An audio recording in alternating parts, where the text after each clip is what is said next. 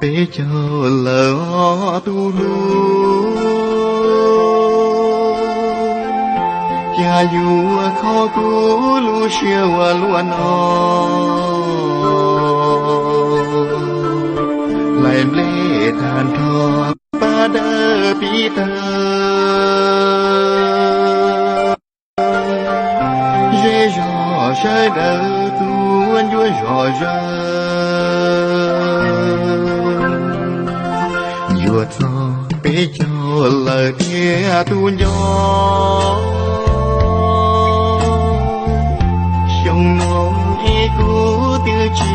mùa cao đò cú bỏ bỏ lì chung ta lo lu qua muôn trao bông lu cha bông về đâu trong nó có sẽ thiệt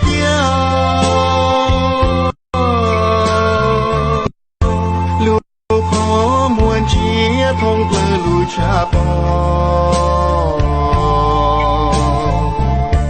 lo chỉ bỏ ý tu trong lý có bế cho trong nó tu sẽ chắp lời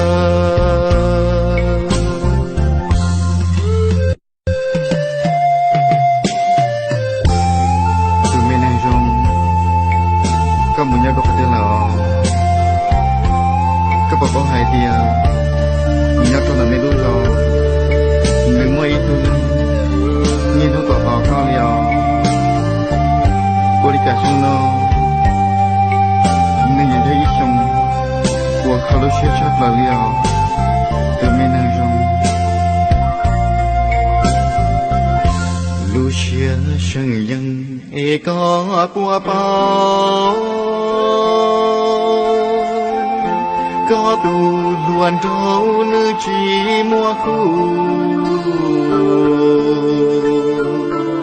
chỉ muốn chỉ mua muốn thọ lư tu vì chỉ mua có lòng qua khu về đâu trong nó có sẽ thiệt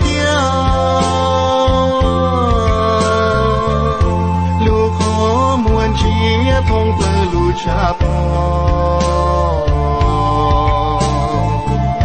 lo chỉ bỏ ý tu trong lý có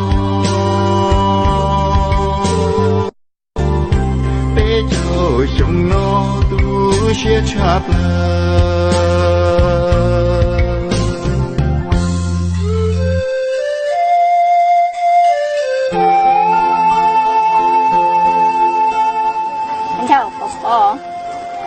nó có chip bỏ sao ta? Có biết có mà. Cái chip bỏ sao?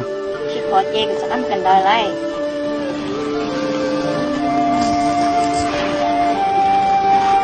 Chị rất chi à? Tại chị có cái một bó.